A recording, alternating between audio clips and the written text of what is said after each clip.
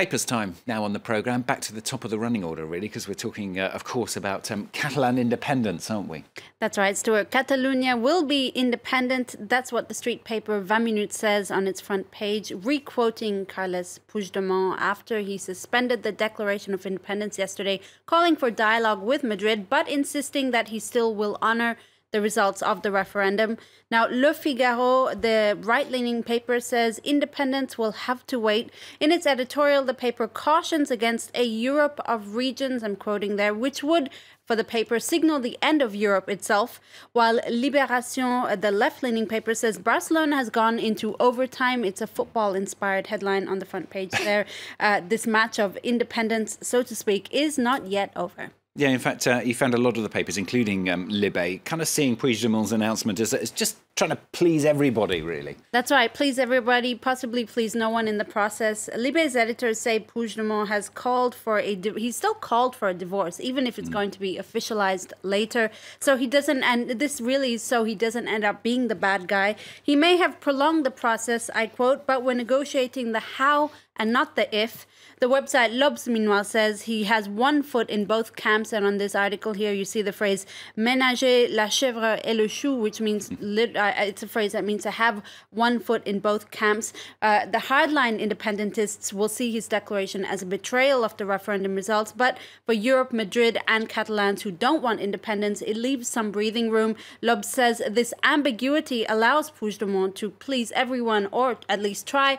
But as I said, he may end up pleasing no one in the process, as you see here with this cartoon from L'Opinion, Rajoy and Puigdemont occupying either side of Salvador Dali's mustache. Dali himself was from the region of Catalonia. Spiked. Other big story making headlines, the public sector strike engulfing France yesterday. Caught the end of the demonstration, actually, at République yesterday as I was walking across. That's right. Yeah, there was a lot of traffic. There was streets blocked off around that central area yesterday. Together, they're stronger. That's what L'Humanité, the communist paper, says on its front page, and the editors are jubilant over what they call the triple failure of Emmanuel Macron. More than 400,000 people took to the streets yesterday to protest against proposed job cuts and changes to the public sector.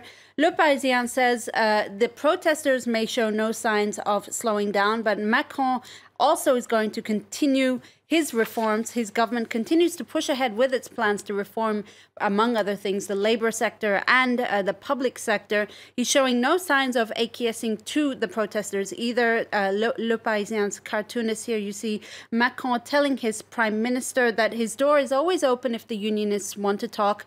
And then his prime minister says, well, better they know that they're closer to get to the door than they are to getting a raise. The war on the public sector continues under Macron.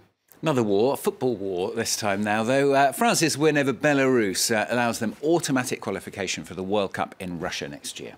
Long live le caviar. That's what L'Équipe says on its front page. L'Équipe, the French sports paper. At the end of this qualification period where Les Bleus oscillated between being the best and being the worst, they've qualified for Russia now. But L'Équipe warns they must play much better if they want to be a real contender at next year's World Cup in Russia.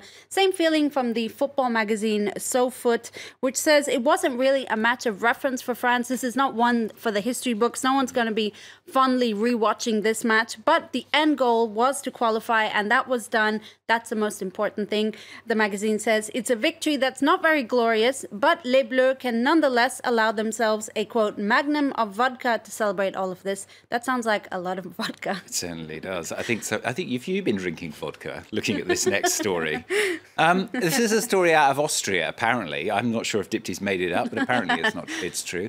A man in a shark suit has been fined as part of the country's new anti-burqa laws. Well, critics of the anti-burqa laws might say this is why it's so ridiculous. 20 Minutes, the street paper, is reporting on this. As of October the 1st, faces cannot be covered in Austria. It's part of their new anti-burqa laws, and it appears there's a little bit of confusion about when and to whom it applies. A young man who you see in this picture here was wearing a shark suit, not out of pleasure. It was part of his paid job as a promoter for a computer store, and authorities stopped him and asked him to remove his shark face because his face was covered.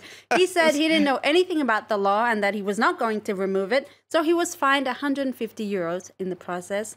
It must be said, according to 20 Minuten, only about 150 women in Austria wear the full integral veil. Yeah. But to avoid it being discriminatory, they've made it religiously neutral. So as part of this anti-burqa law, you can't wear, for instance, a clown mask in the streets, or even a scarf that covers your face, which is not very practical in the chilly Austrian winters. They say during winter it's accepted, though.